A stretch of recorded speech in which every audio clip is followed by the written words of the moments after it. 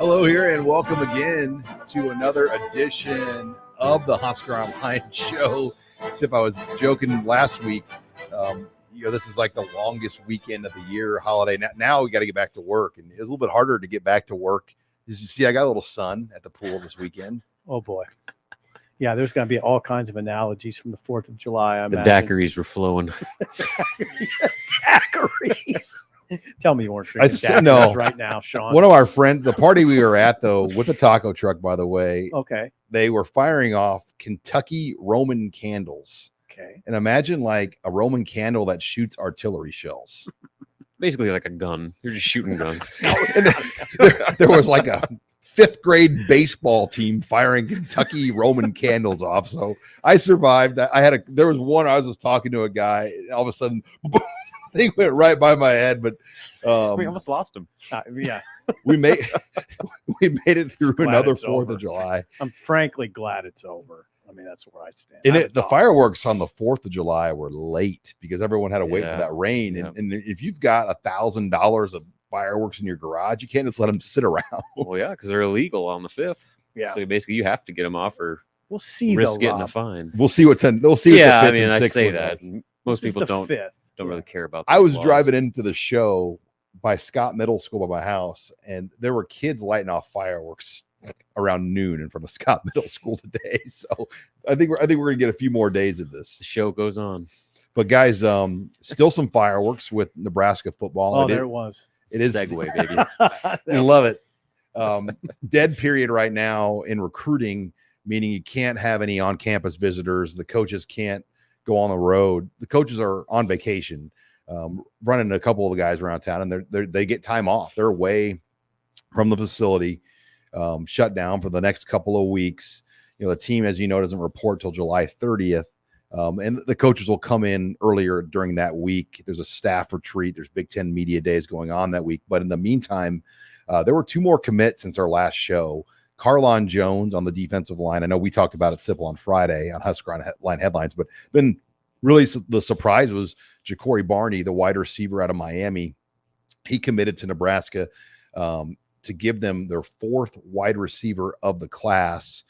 And the RPM on 3 had this guy going to Miami. He was a near lock to the Hurricanes.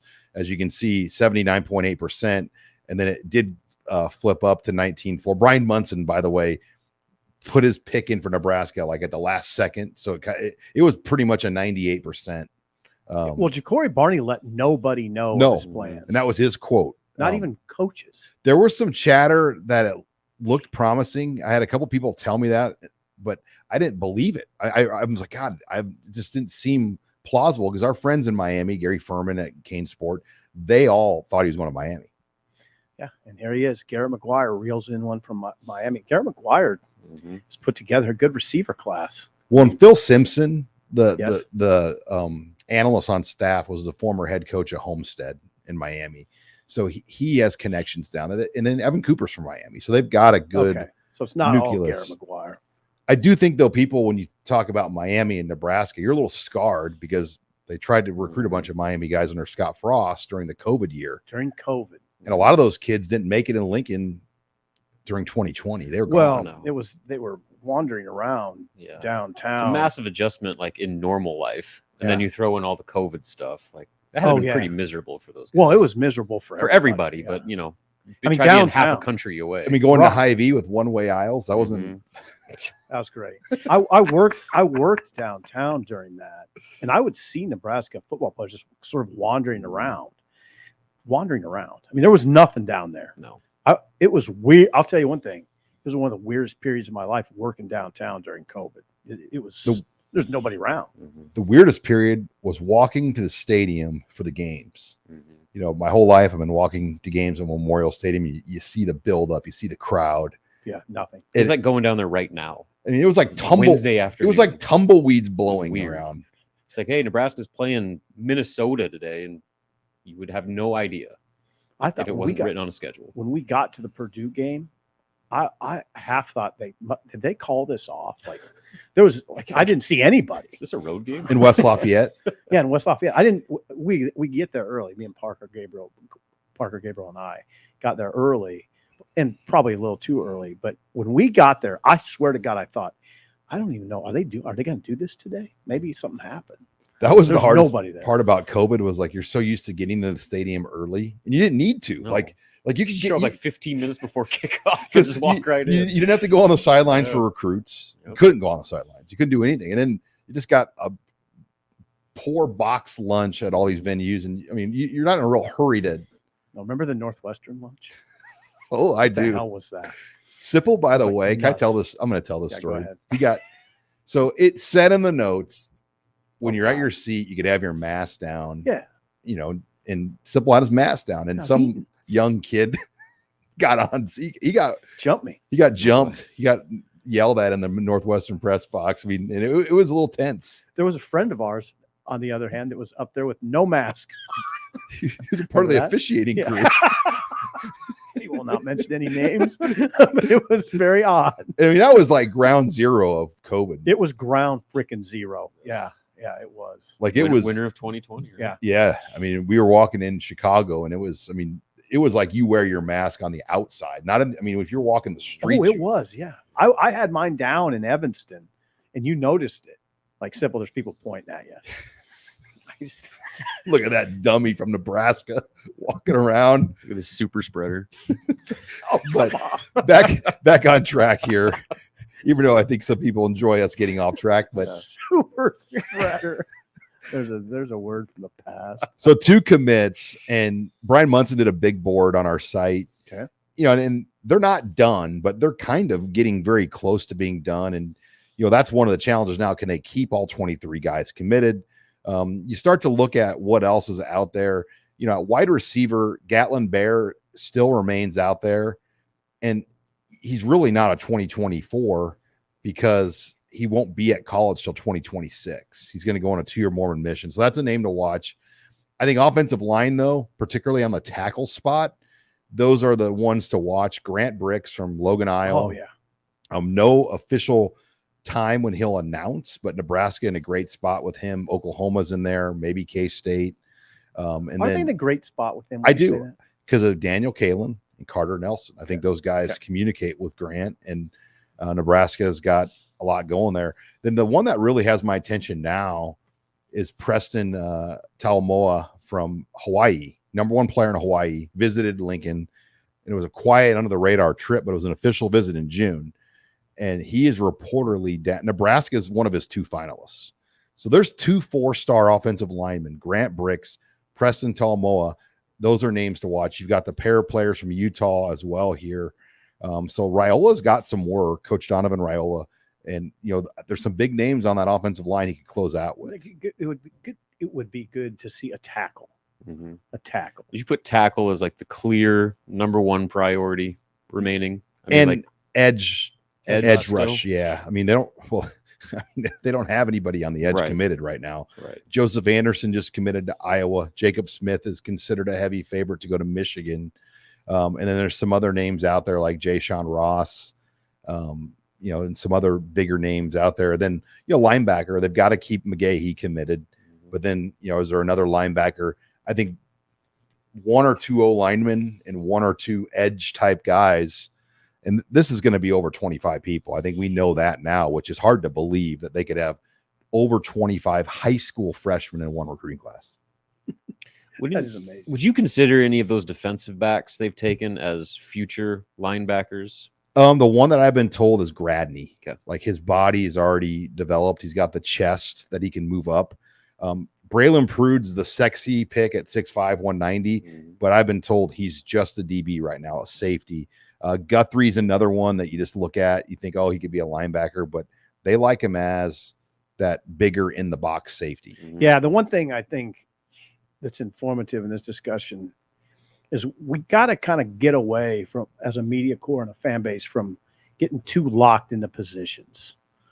Yeah, I agree. I have to continuously remind myself that just Yeah. because they're listed at that on their high school profile has very little to do with what they're going to be listed at in 2 years at Nebraska. Yeah, we want order. I mean, I think humans naturally want some order.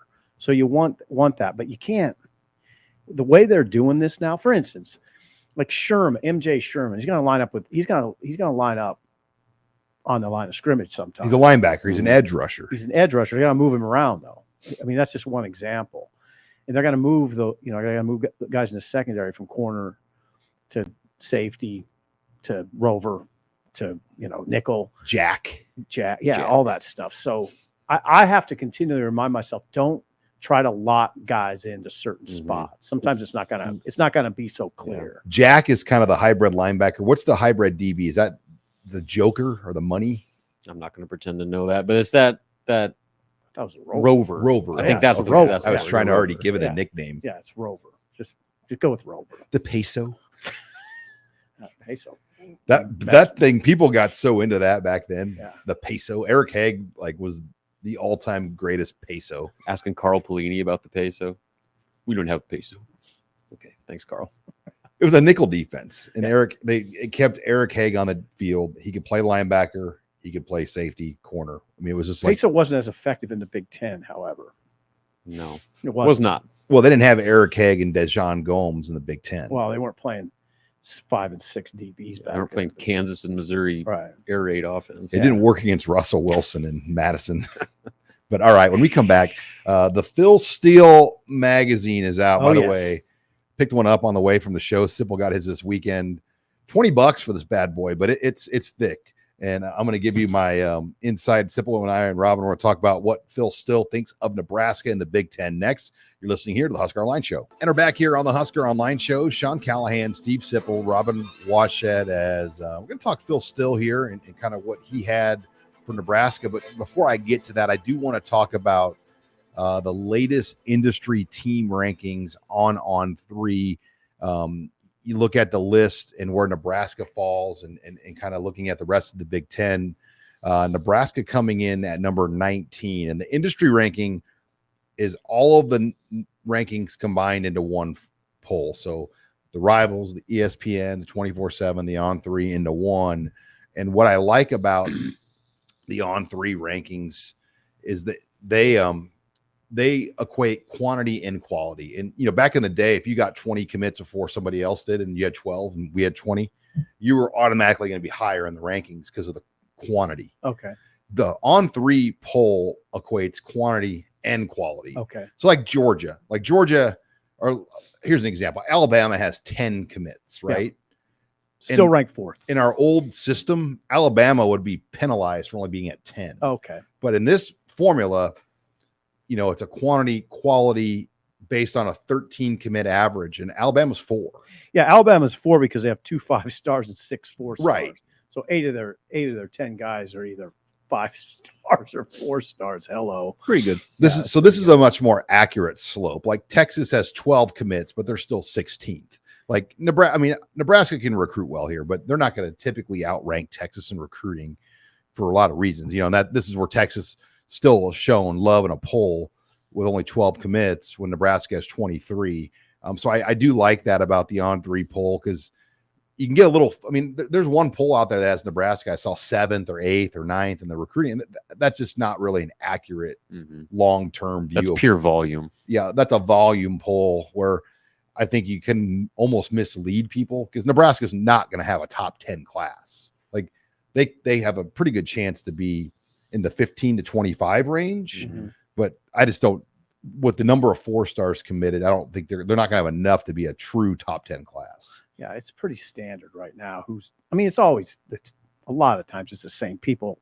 Georgia 1, Ohio State 2. Now, Florida 3 catches your eye a little bit, right? Florida 17 commits, 12 4-stars. Bama, we discussed. USC kind of expect to be up there, right? Ohio State's at 2. Yeah, Ohio State 2. Michigan 6 with 25.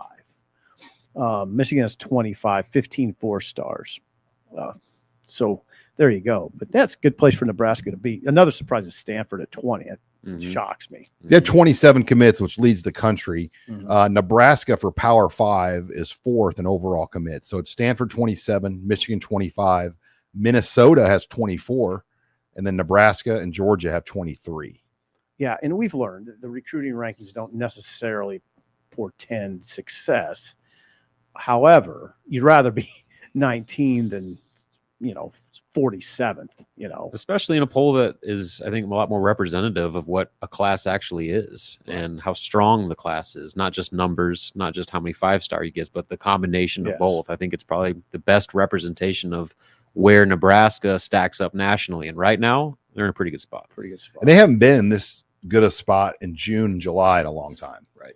Yeah. It's listen, the one thing I think that really worked against Nebraska during the period where it started its decline, and I'd say Frank was part of this, and Bo did it too. They would scramble a lot. And they would at the end of seasons when it's cold and they're trying to save their jobs. And oh, by the way, we have spots in our class we got to fill. And it was always just, I just thought it was incredible stress. Yeah, it's like signing day scrambles. Yeah. Back when that was a thing. They're scrambling for their job. They're scrambling to beat teams. And oh, by the way, we still got to fill out this class. It's a lot. An analogy would be like, it's like you had a big final exam, and instead of preparing for it all year, you're like, God, the last week or two, we just got to go all in and study every night. Yeah. Yeah, exactly. And Steve Sipple pulled that off a few times. I did. I did a lot, actually. Or sometimes I forgot that I had a final and walked show up. Yeah. Oh, I mean, this is the final. Interesting. You'd just be all night, but you find it really wasn't that effective, those cram sessions. No. Like it was just like, then you're just tired running on pure caffeine. Yeah, I started doing some weird stuff. Like my brother said, sleep with your biology book under the pillow. You will soak in. Absorb the words. Yeah, you'll soak in some. I did it. Speaking of books to sleep with, we got the Phil Steele magazine. That's under Steve Sipple's pillow right now. He's trying to absorb these words. Soak in some Northwestern knowledge. Soak in some Northwestern snack boxes from 2020. And some weird nuts. Like dried out dates. Yeah. Or peaches. Or there's a few times where you're like, what is this exactly? What am I eating right now? This snack box, they literally went to Whole Foods or somewhere like that. Like, let's just buy all the most random things and put them in a box and give them to people like Steve Sipple in the press box. Just give me a bologna sandwich. Well, Phil Steele comes out with his magazine, and it's definitely the most in-depth one. Yeah. And he's got Nebraska SIP going to a bowl game, which 6 of his 9 sets of power rankings. He has 6 of his 9 sets of power rankings are calling for bowl eligibility. Okay. That's good. Not all. Which is basically what we expect, right? We're in that 6 and 6, 7 and 5 range. Yeah. And he's got him 5th in the West, which is about right. Yeah. I don't think you can put Nebraska obviously ahead of Wisconsin, Iowa, or Illinois, or Minnesota. Those 4 teams today, based on what we already know from previous years, are ahead of Nebraska. Period. He calls Matt Rule a great hire, which now when you think about it, if you're a Nebraska fan, you hope he's a great hire in the context of the fact that Rule has Nebraska's offensive line ranked 63rd in the unit rankings, not high, and the D line is unranked. So you have to overcome. You have to overcome that. If now Steele could be wrong. You hope Steele's not right. I mean, that's not the way to thrive in the Big Ten with a 63rd ranked offensive line and an unranked D line. It's interesting when you look at it. The D line, Troy has the 20th ranked D line. Troy, the service academies are ranked ahead of Nebraska, Navy, and Air Force. Middle Tennessee State. It shouldn't be this way. That's one thing Rule's got to immediately rectify. Yeah. You can't have an unranked defensive line by whoever's picking it or whoever's ranking it, especially someone. I mean, I'm not saying Steele's perfect, but he's got a pretty good handle on this stuff, I'd say. What jumps out to me, like you talk about Nebraska the last few years, he lists the point spread for every game in the last 5 years. He does. And you go back to last year, Nebraska was only a favorite 5 times last year. Is that right? And they were not a favorite after the Rutgers game the rest of the season. So their first 6 games, they were favored in 5 of the 6 games. The next year, in 21, when they only won 3 games, Nebraska was favored that season. They were favored in 6 games. Illinois, Fordham, Buffalo, Northwestern, Minnesota, and Iowa. They won 3. In that 2020 season, the COVID year, Nebraska was an underdog the first 3 games in a row. Mhm. They were only favored in 3 games in 2020. Mm. I mean, I think that's a realistic snapshot of where the program has been the last few Has years. been. They've not been favored to be an above 500 team in terms of just pure point spreads in a long time. Well, and that helps answer the question of why. I mean, Nebraska's not ranked in Phil Steele's top 60. Yeah. And should they be? Mhm. I don't know. I mean, if we're talking about a middling 6-6 team, is Mhm. that top 60? Mm. I don't know. I mean, I can understand. No, I mean, I understand why what they you're are saying. where they are, and I until they actually prove otherwise on the field, I don't know how you can justify year in, year out just going off projections of what Nebraska could be. I mean, at this point, they need to show that they are actually capable of taking that next step and being in that conversation of one of the top quarter teams in the country. Yeah, I mean, it makes sense in the context of Steele has none of the Huskers' positional units in the top 25. None in the top. None. Nebraska's highest ranked group is, what would you think? Highest ranked unit. Punter. Defensive back. You got it. They're 29th. That's the highest How ranked. come Buschini doesn't get much love? Buschini's not ranked among the top 20 draft eligible punters. Which doesn't make any sense because you look at him compared to the rest of the Big Ten punters coming back. I mean, obviously there's like the elite, but like he's firmly in that top 5 punters in the Big Ten, and the Big Ten has the best punters in the country year in, year out. That surprised me. I had to do a double take. He's not ranked among the top 20 punters in the nation Because he didn't get any, like he got like honorable mention. Like he didn't get any accolades is basically what it comes down to. The other one that surprised me is Newsome Quentin is not among the top 50 corners. That doesn't surprise me quite as much as Buschini not being among the top 20 punters, but it still surprises me. I would think Newsome would be among the top. We're talking about draft eligible corners. I thought he'd be in there. I'll be curious what he runs. That's a big. And will he get a combine invite? That's a big. I mean, is that guaranteed? No. Back on these favorites, right now. back to the favorites. Nebraska in 2019, they were favored that year in 8 of 12 games, and that was the year Nebraska was favored to win the West, and they went 5-7. So that's the last time they've been ranked. But that caught my attention this morning, reading through that, just to realize, like, you know what, they haven't been favored any more than 4 or 5 games a year each year. Crazy. It's a talent. It's largely a talent. Well, now hold on. People are going to kill me for that, but it's a talent and coaching discussion. But they haven't had many all Big Ten players. We just established that Rule inherited a situation in which Steele at least doesn't think they have any units in the top 25 of the respective positions. I was surprised too, as far as the receivers goes, draft eligible receivers. Marcus Washington's 42nd. No Billy Kemp. Probably size, Yeah. age. I think he's fallen off some radars because he didn't have much of a year last year. Okay. Got hurt. Yeah, he got hurt. But That's if he what goes that and is. catches for 1,000 yards in the Big Ten, maybe that changes things a little bit.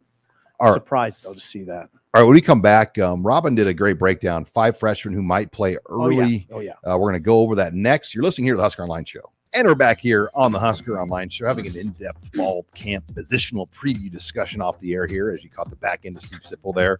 But before we get into this segment, it is brought to you by who, Steve Sipple? Larson Motors. Sean, if you're looking for a new vehicle, go for a new experience at Larson Motors in Nebraska City.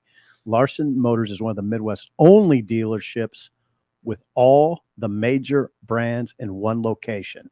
We're talking about Chevrolet, GMC, Hummer, Ford, Chrysler, Dodge, Jeep, or Ram.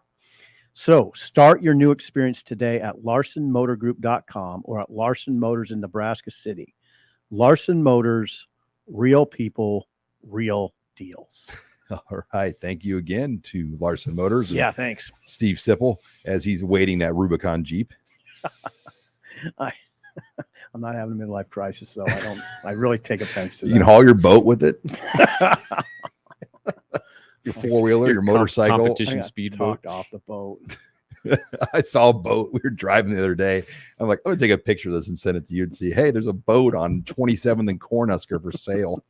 Oh, well, thank Great you deal. for thinking of me. All right, but let's get into 5 impact freshmen. Robin did this breakdown on July 4th, and this is going to be a year, guys, that I think we're going to see more freshmen just play in general because of where it is with Matt Rule. Year one, I think if there's a tie with an older guy and a younger guy, he's going to lean towards the younger guy in a lot of cases because this is not about necessarily 2023. It's important, but it's about the long run of this program.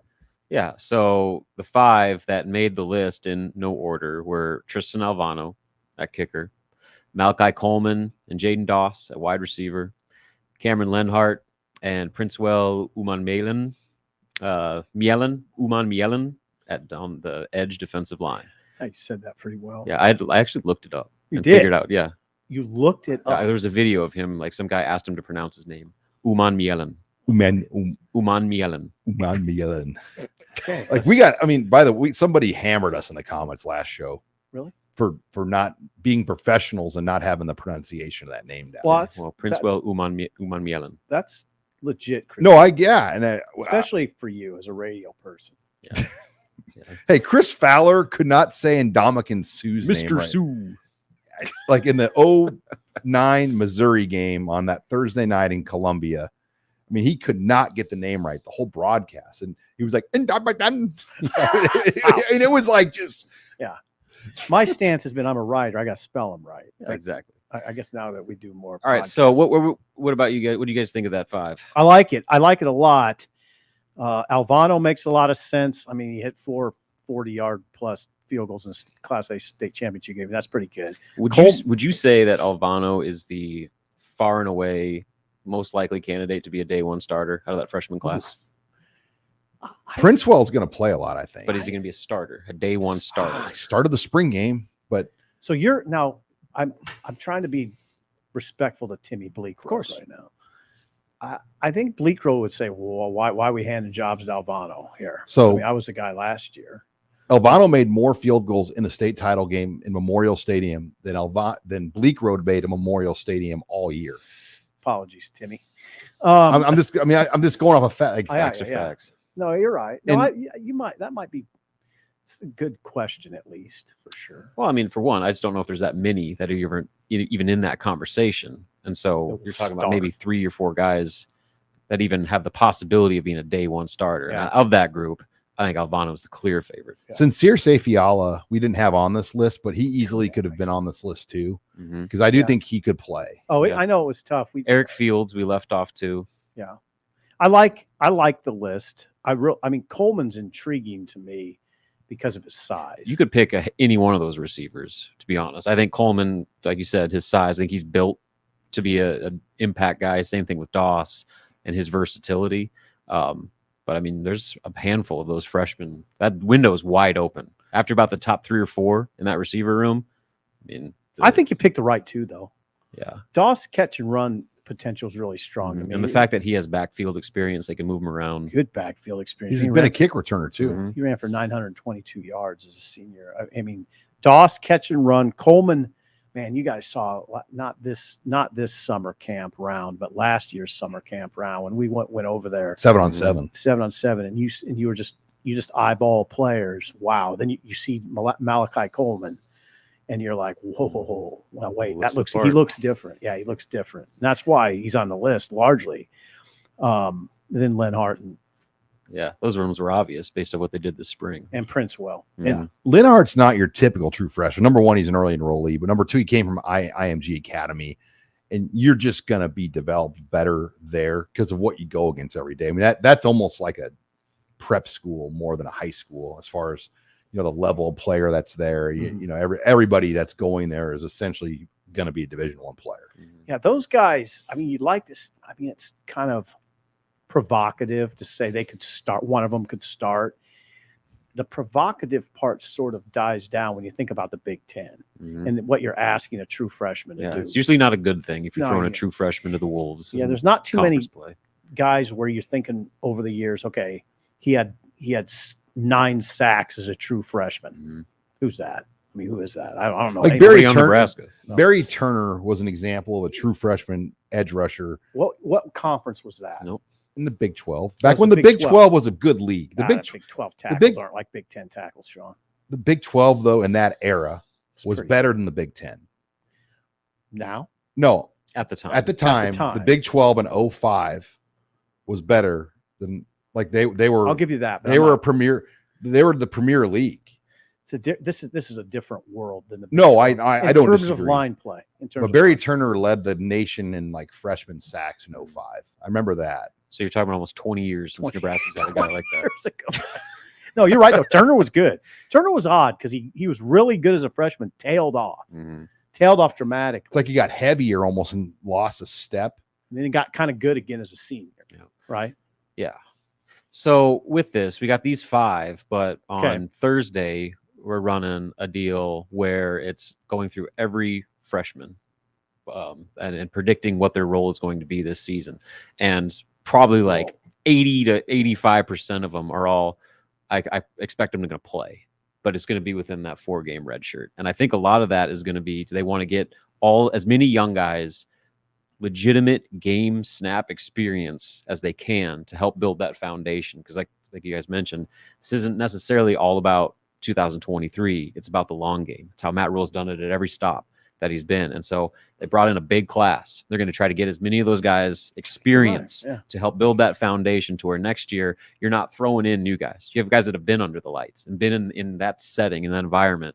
That's going to make them, I think, hit the ground running a lot quicker. And once that COVID year gets out of college football, it's going to make roster management so much easier, but we're still going to deal with this for about 2 more years where, there's guys that have that extra year that kind of make these decisions harder because you have more players on your rosters. That will filter out, but I do think, like Robin said, you're going to see a lot of guys teetering that 4-game line. Yeah, and not just on special teams. I think you're going to, if they have the opportunity one way or the other to get players on the field on offense or defense, they're going to do it. It's a great, I hadn't really thought about that too much. That makes a lot of sense. All right, when we come back, we're going to bring in Abby Barmore, take your questions in the mailbag. You're listening here to the Husker Online Show. And we're back here on the Husker Online Show. Sean Callahan, Steve Sipple, Robin Washett. Let's welcome in Abby Barmore. Did you have a very good 4th of July, Abby? Oh, yeah. I just hung out recovering from a long weekend.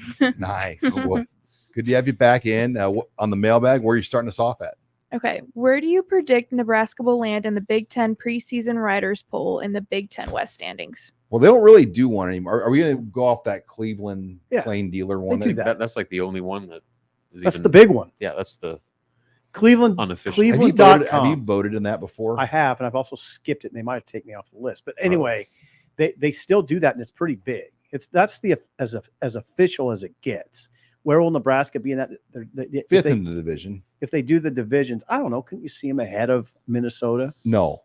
Minnesota's an 8.5-point favorite over Nebraska. Could you see them ahead of Illinois? No. Could you see them ahead of Iowa? No. Could you see them ahead of Wisconsin? No. 5th is the slot. I think they can be ahead of Northwestern and Purdue. You see Purdue, like Phil Steele had Purdue in the cellar, not Northwestern. He had Purdue in the cellar. Lines up with your thinking. You've been out on Purdue for a while. Questionable hire, lost a lot. Lost a lot. Better question, is Michigan unanimous over Ohio State? Like, let's say there's 20 voters. Like, do you think they get 20 votes first place over Ohio State? Penn State's a threat too. I don't know if it's going to be consensus. I don't think it will be, because there'll be an Ohio State writer that picks Ohio State or something. That happens. Like, especially up there. Yeah. Remember the Big 12 preseason polls? Like, everybody with a credential to media days would vote, and there would always be like some obscure like team that just had no business getting a first place vote would get one. Yeah, I kind of remember that, but I don't think Michigan. Baylor would get one. I don't know that I don't know that Michigan should be consensus. I mean, I think they should be heavy favorites. They should receive 80% of the first place votes. I agree. Penn State should receive some first place votes. The concern I have, I don't know about that. I think they're loaded. distant. No, they're loaded. Yeah, but so is Michigan. Michigan has everybody. Blake Corum Michigan's back. one of the best teams in the country. Yeah, it'd be hard to pick them ahead of Michigan. Michigan has 2 All-American running backs. It wouldn't be hard for me to pick them ahead of Ohio State, though. It wouldn't. No. It'd be hard for me to pick them ahead of Michigan. The problem, the hesitancy I have with Penn State is they have a new kicker, a new long snapper, and a new punter. Close games, that's scary. Yeah. I mean, that's scary. And they don't have a lot at receiver, but they are loaded at running back and offensive line. Quarterback. And this is a tough league to kick field goals in late in the year, especially with the wins and weather. That's a scary proposition. It's new long snapper, man. The one thing that Nebraska hasn't had to worry about, last 3 years, it's long snapper. I mean, can you think of a time where we were like, oh, the long snapper just messed this game Their up? names never get mentioned, which means they're doing a good job. I think it's 3 years now that we haven't really thought about it too much. Well, there was a time when Urban Meyer blocked some punts on Nebraska. That was not within the last 3 years. And that was under Mike Riley, probably. Yeah. But like they recognized that they had a snapping weakness. Mhm. And they time it. I mean, those guys time those snaps with a stopwatch. They know if you're like a tick off, it's block season. Mm-hmm. What do you got? So we're saying Nebraska fifth in the West. Fifth in the West. What do you got, Abby? Okay, next one. So we've talked about this before when the assistants were just hired, but now that we've seen what they can do on the recruiting trail, which of Nebraska's assistants have impressed you the most? McGuire. Evan Cooper for me too is up there. I think just his presence, what he's done, the way he the power that he has and the structure of the recruiting operation. Oh yeah, he's the right hand man. I mean, like he made that clear from day one. Yeah, and you saw it. You saw it in Texas when we were at the satellite camps. Rule and Cooper, like they're standing together all the time. McGuire, I just like the look of it. Again, I go back to the satellite camps. It's just what you'd probably expect, but it's good to see. He's young, knows everybody. You know how he is. Now that I've been around him and I've talked to him one-on-one a few times, I can see why he's a good recruiter. He's a great kid. Mm-hmm. He's a great kid. He looks you in the eye. He's easygoing. He's just very, very approachable. And I think to further that point is because he had probably as many questions around him as anybody on that staff. Yeah. And look what he's been able to accomplish already. Right. Now, how he develops this talent they're bringing in is the next step to it. But as far as what he's been able to do since taking the job, has been nothing short of impressive. Yeah, his enthusiasm is contagious. He's very enthusiastic. You just like being around him. Yeah, he's an easy guy to connect with. Oh, I think that's really important with these relationships with young guys. They trust him. They feel comfortable around him. And his ability to relate, I think, to that generation is probably more positive as people thought it was a concern. Right. I'm getting pretty sold on that picture. Okay, next up. There's a considerable number of 3-stars in Nebraska's 2024 class. Is it possible that any of them get bumped up to a 4-star, and who could that possibly be? Yeah, and I think it's complicated on that because let's just say industry ranking, because there's going to be some guys that one network has 4 and others have 3. On3 might as a 4, others might have as a 3. So going off the industry rankings, Daniel Kalin and Devon Hall are both 4 stars. On3 today has them as 3s, but On3's rankings haven't been updated yet. Like On3 is extremely high on Carlon Jones. I mean, they have him as a high 3. That's a guy that they're very high on. Other networks are higher on Ian Flint than On3 is. So I think it's all over the map. But yeah, they have 5 today, industry rated 4 stars. I could see them maybe getting at least one more in there. Who do you think is most likely? Jones? Carlon Jones. Isaiah McMorris, Kewan Lacey, Ian Flint, Carlon Jones. I mean, there's a group of those guys right there I mentioned that could all bump up, I think. I mean, there's that lower group of guys that were the camp offer players that didn't have other things going. Like those guys are not going to really move up much higher unless they just have an unbelievable senior year. But they're on the radar now. Those were long-term plays. Right. Like that they want to get in the program, develop that athletic ability, and make into a great player. Okay, in that same vein, does Carter Nelson have a shot at becoming the first 5-star player in the state of Nebraska since Bakerstein Cooler? That's tough because of the level he plays against. Yeah. I just don't know if the film's just going to have to look ridiculous, and it probably already will. But when you're evaluating him against 8-man competition, and if he's at Bellevue West, it's a different conversation. Yeah, and you're not evaluating him at the position he's going to play. He just seldom plays. I mean, he'll play tight end, right? I mean, I think he's got to play quarterback at times. I'm more curious. We're On3. They have him at 72 in our On3 top 100. 247 has him at 40. I'll be curious, like how much he'll move up if he moves up on the On3. Can he be a top 50 player? So he's at 59. He's 59 on the industry ranking right now. Can he crack that top 50? Which again, I think it boils down to who he plays. 8-man football. He's as high profile of an 8-man player since Rashawn Salam. Okay. In Nebraska's last 8-man scholarship recruit was at Shanley. From the in-state, it was Shanley, and then Steve Krewald. Okay. St. Edwards, and then North. And we're talking about Andrew Shanley. Yeah, Andrew in North Loop, Scotia. Yeah. Well, Ben Eisenhart was a walk-on. He was an 8-man player. There's been guys that have come as walk-ons, but scholarship, and Seth Malcolm from Iowa, Iowa 8-man, but like there's in terms of in-state players, it's tough. In-state, Shanley made it. I mean, he turned out to be a good player. So Krewald. I mean, those are starters. Krewald's starter fullback, yeah.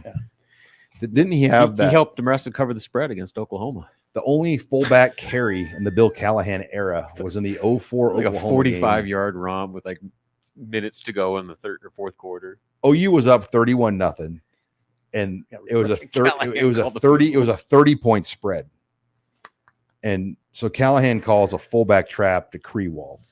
He rambles up there, and he gets like his 40-yard fullback run, and they kick a field goal to lose 31-28 to cover. Oh God, that was the famous "you bet" to win the game post-game press conference. Oh yeah, where he kept getting asked what was your game plan because it looked pretty conservative, right? And he just goes, "You bet to win the game." Yeah, to win the game, you bet. Yeah, he said it like 3 or 4 times. And Nebraska was almost trying to chew clock, shorten the game, just so Oklahoma's offense wouldn't have opportunities to score more. Very reminiscent of USC. Yeah, in Los Angeles. Yeah, in LA. The thing is, like through 3 quarters, they played with USC in that game. 2.5. I mean, they dropped a pick 6. I mean, there were some moments that they could have like been right in that game. Yeah, I wasn't. I know some people could hang me for this. I wasn't offended by it at USC the way Bill approached that. USC had a lot more talent. Yeah, they knew they couldn't keep up. Right. Couldn't keep up with them. Slow the game down. Maybe steal it. Steal it. Yep. That was one of my favorite, like just that USC band, that stadium. It was so loud in there. It's pretty loud. It's pretty cool. A couple more years, we'll be right back there. We'll be back in the Coliseum. All right, Abby, final question in the mailbag. What is your favorite 4th of July meal?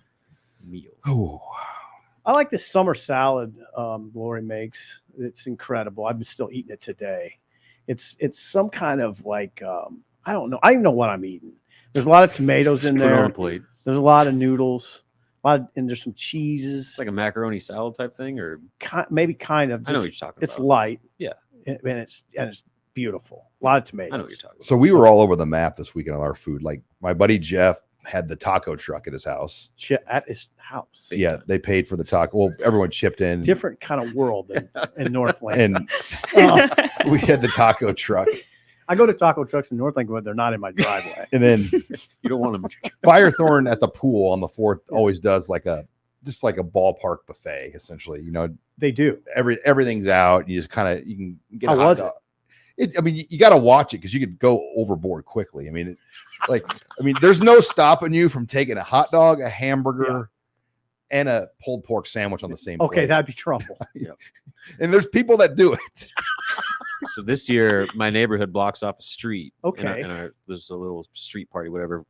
And 3 dudes brought out their Blackstone grills. Oh, so we had a set line of just Blackstones, and everybody's like chopping up onions, doing smash burgers. And so the Blackstone smash cheeseburger was a real nice addition to the 4th of July. I'm so close to getting one of those. I just need to do it. They're the real deal. Are they? What distinguishes them?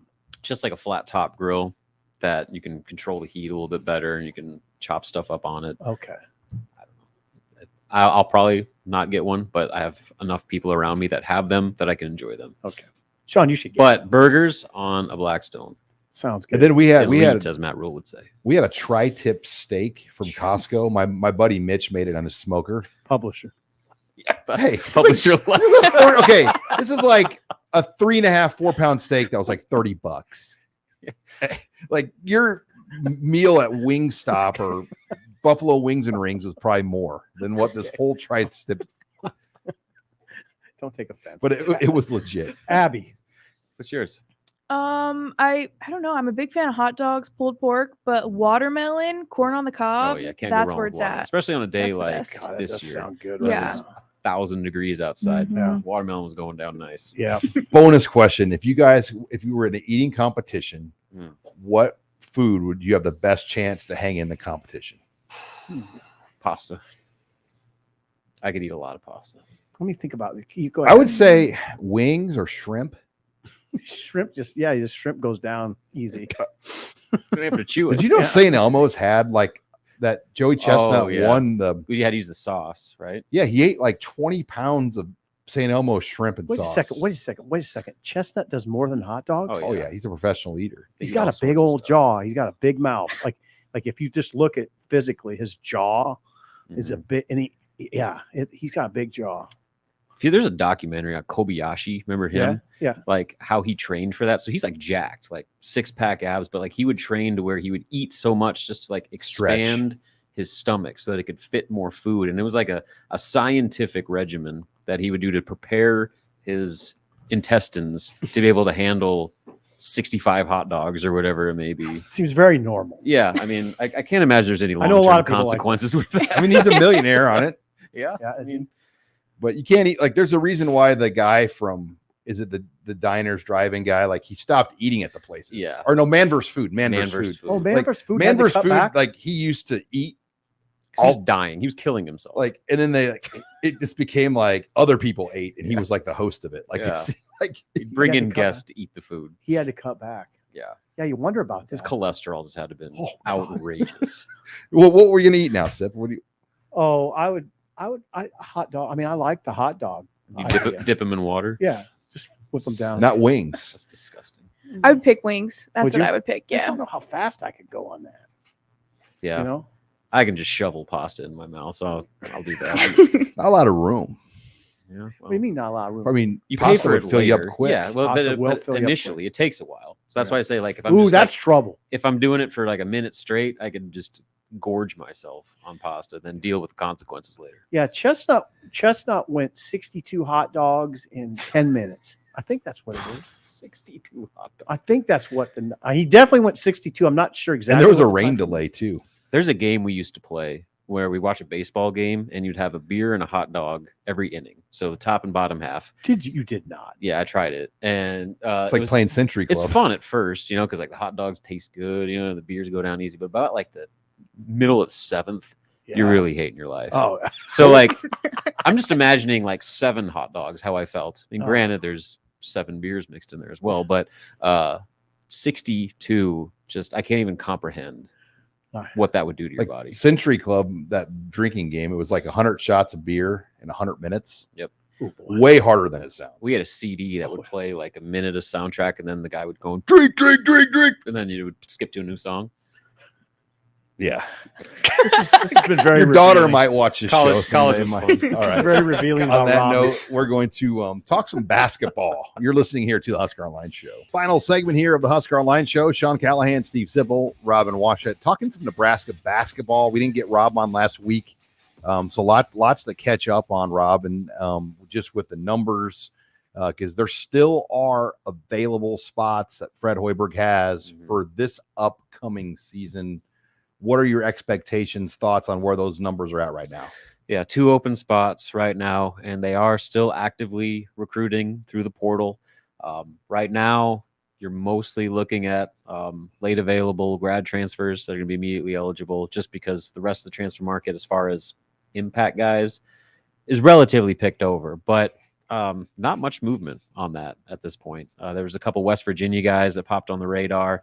One of them went to Alabama, and then Joe Toussaint, the former Iowa point guard, he cut Nebraska from his list. So really there's not a lot eminent on that front. And I know people are saying, well, what are they going to do? Just not fill those spots? Well, maybe. I mean, at this point, there's zero rush on Nebraska's end. There's no urgency whatsoever to like fill those spots just to fill them. And one thing you have to keep in mind with kind of the evolution of the transfer portal is, and especially with the not being any deadline for grad transfers, is at the end of each summer session, there's going to be a new round of new graduates that are going to be immediately eligible and going to hit the portal. So you saw the first 5-week kind of round start to pop up, the second 5-week, and then that last session right before the start of the fall semester. I mean, you're talking about potentially players entering the portal and becoming immediately available late July, early August, like really pushing the start of the fall semester. So that's kind of where Nebraska is right now. Like they know that there's going to be more options, and if the right fit comes along, they're going to look into it, but they're not going to go out of their way to take a guy just to take a guy. And a lot of that is they feel good about their roster. I mean, they really like what they have. There's really no glaring holes right now. You can make the case they need another like true point guard, just to give Aaron Eulis a little bit of help, but I think they're satisfied with what they have, the options they have there. So, really you're looking at maybe another ball handler and maybe a young developmental 4. They've kind of kicked the tires on a couple guys that fit that mold, but it just hasn't worked out. So if it doesn't, I think that they would be content taking those 2 open scholarships into the season. And, you have guys like Sam Hoiberg that could go on scholarship for a semester or for a year. And then you can take those open spots to the 2024 class, which I believe is around 3 open scholarships at this point, assuming everybody comes back. So long story short, Nebraska has the luxury of being patient. They don't have to scramble to just fill these spots and try to get, starters out of the portal right now. They can be very picky, and they can make sure that they get not only good players, but players that fit what they've been building the last 2 off seasons with their revamp of the culture. Who would be the backup? Would it be backup point guard? Would it be Romel Lloyd? Probably Jamarcus Lawrence. Well, Jamarcus Lawrence could play. He's shifted. Yeah, he's been working a lot at the 1. Okay. So I think right now he's going to be one of your primary lead ball handlers. Eulis obviously is going to be that conversation. Casey can do it to an extent. Rink Mast can facilitate in the half court. So I mean, like they have a lot of options. Josiah Alec can facilitate. Not Lloyd.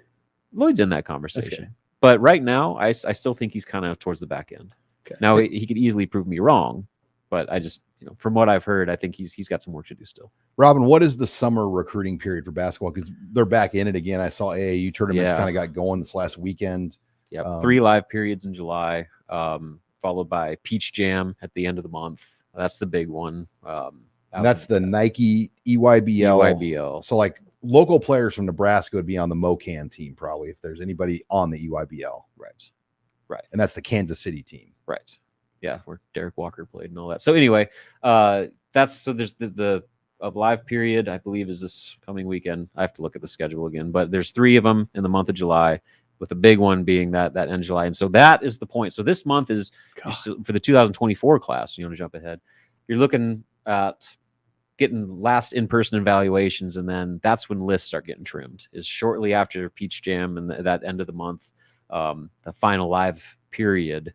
And then you start lining up official visits for the summer. And so I would expect Nebraska, as far as the 24 class, some names to start popping up on their radar, and then you're going to start getting some official visits lined up for the fall. I'll be darned. And they like to bring guys in for those football weekends. They do well, and they host the Midnight Madness thing, the opening night with Nebraska basketball. That's been a thing they've done the last couple of years. That's a big recruiting weekend, and then yes, home games. But unfortunately, football's on the road to start, so like they're gonna have to wait a while to bring those guys to week in. 3. But they do like to line it up with football games for obvious reasons. Yeah, it sells itself. You get those basketball players there around Nebraska fans, and I mean, also there's some former Nebraska players in the summer league action, which I'm interested in. Who are they? Yeah, so if you're a Celtics fan, it's going to be a fun summer for you with Sam Griesel is on their summer league squad, and then the Celtics just signed Delano Banton to a 2-year deal, not a 2-way contract, a 2-year contract deal. So like they like him a lot. He was kind of a on and off with the Raptors the last couple of years, but sounds like he's in a good spot with the Celtics, and he will be playing on their summer league team. And then the McGowan's brothers, Trey is with the Nets, I believe, and then obviously Bryce with the Hornets. So a little Nebraska flavor with the summer league, and those, I think the games have already started this week. So they're fun to watch. Yeah, especially if you actually have some guys to root for. Right. So those Celtics games should be appointment viewing, I think. For those are all in Vegas, right? Yes. I think so, yeah. Yeah, there are some that are in other, but the big one, like the big summer league, is in Vegas. Yeah, I'm sorry to ask these questions without knowing, but I think you'd find them on NBA TV. Yeah. ESPN airs a lot of it. I think so, Sean. They have in the past. I was trying to flip over between episodes of The Wire to see if there's any games on ESPN last night. There weren't. Yeah, ESPN, ESPN2, ESPNU Oh, they and are. NBA TV. Oh, that's beautiful. So Yeah, That's fun. They're fun to watch. I mean, I remember watching Jamal Murray, for instance, as a rookie in the summer league, and wondering, is this guy? What's this guy? I mean, he wasn't that great in the summer league. He's like 12 a game, I think, maybe 15. But it's fun to watch those summer league games. You're not going to see all the premier guys. Like, you're not going to see Wimba. Help me, Rob. oh The yeah, number one pick. yeah, I just call him Wimba. well, like Wimba the young. key veteran guys don't play in it either, right? No. No. It's young guys. It's Sean. development. Yeah, Yeah, it's guys generally. that need to prove themselves, and rookies for the most part. So for Nebraska guys, ex-Nebraska guys, I like it. All right. Well, lots to keep up on. Husker on the headlines will be later this week as well, but make sure you check us out, HuskerOnline.com. Got a great deal going on right now, $10 a month, $100 a year, gets you access to our website. Also, follow us, like us here on the YouTube page. Find us anywhere as well that you can find podcasts. We put the show up as a podcast as well as on here on the YouTube channel. For Robin Washut, Abby Barmore, Steve Sipple, I'm Sean Callahan signing off here.